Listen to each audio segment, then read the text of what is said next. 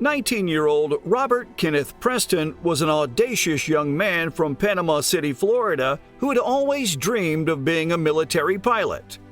The story follows how Robert came to land on a famous patch of grass, which some of you may recognize.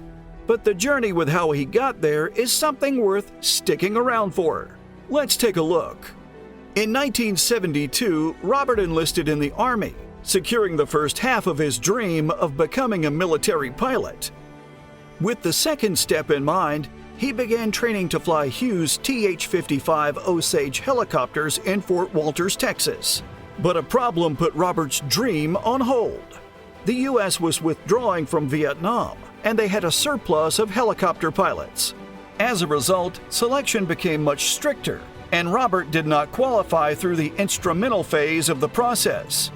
His dream had ended before it ever began. However, he was bound by a 4-year commitment to the Army, so was provided with the role of a helicopter mechanic instead. Being stationed as a private first class in Fort Meade, Maryland, Robert was working closely on 30 Bell UH-1 Huey helicopters that were at the base. He was convinced that he had the skills to fly, but he continued as maintaining and fixing the helicopters rather than flying them. On the night of February 17, 1974, Robert was out dancing after dinner. But the thought of those helicopters and his failure to qualify never left his mind. The rejection didn't sit well with him, and frustration had pushed him far enough. While driving home, Robert turned his car into Tipton Field where the helicopters were kept. He parked up in the helicopter bay and began scanning the machines that he knew all too well.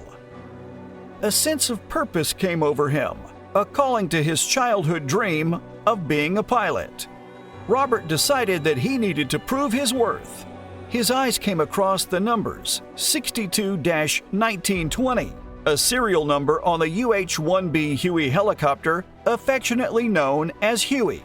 He scaled the vehicle and climbed in. Sitting deep in the seat of the helicopter, his hands fell naturally onto the controls. After performing the pre-flight checks like a true pilot, Robert took a deep breath, lifted the helicopter off the ground, and flew off into the darkness of the night sky. He purposefully left the lights off and didn't communicate with the control tower in order to maintain the stealth of his vehicle theft. But a controller in the tower saw him take off and called the Maryland police to report the theft. In the dark night sky, Robert was at a liberty as to where to fly to. But this wasn't just a simple joyride. Robert had something to prove. He headed southwest for about 20 miles from Tipton Field. The geographers among you might realize where Robert was heading: Washington, D.C.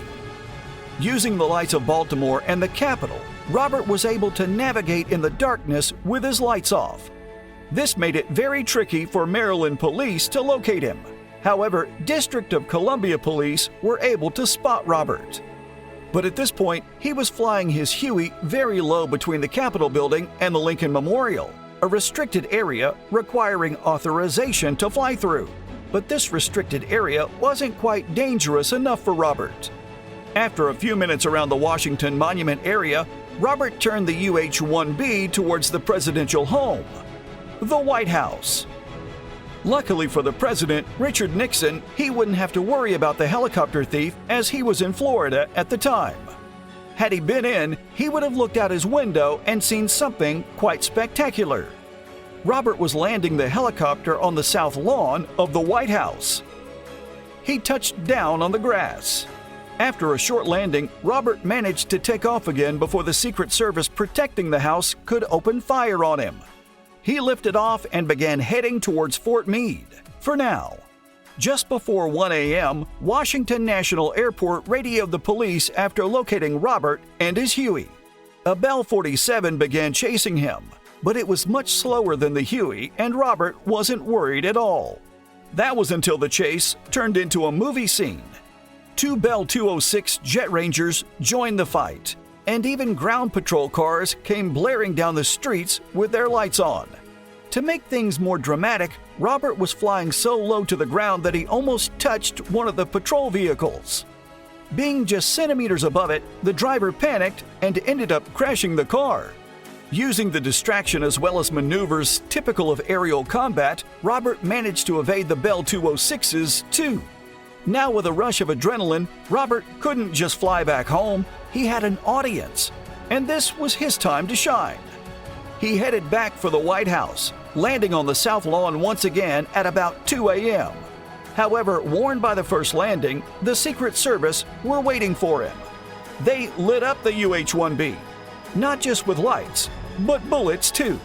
300 rounds were fired at the helicopter, 5 of which hit Robert. He suffered only minor injuries, allowing him to abandon the helicopter and run towards the White House.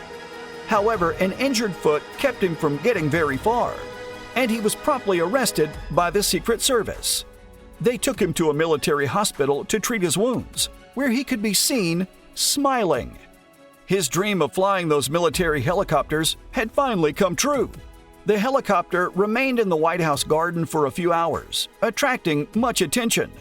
Ultimately, it was retired by the Army at midday on February 17, 1974. But not forever. Unbelievably, it was still airworthy, despite the numerous bullet hits it had received. It wasn't just bullet hits that Robert received either.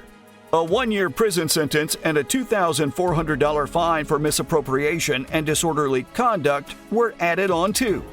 Robert served his sentence, moved to Washington State, and started a family. He lived there with his wife and 2 daughters before passing away at age 55 due to cancer on July 21, 2009. UH-1B 62-1920 was displayed at Willow Grove, Pennsylvania Air National Guard Base, where it remains to this date. Thanks for watching. Sergeant Rooster, over and out.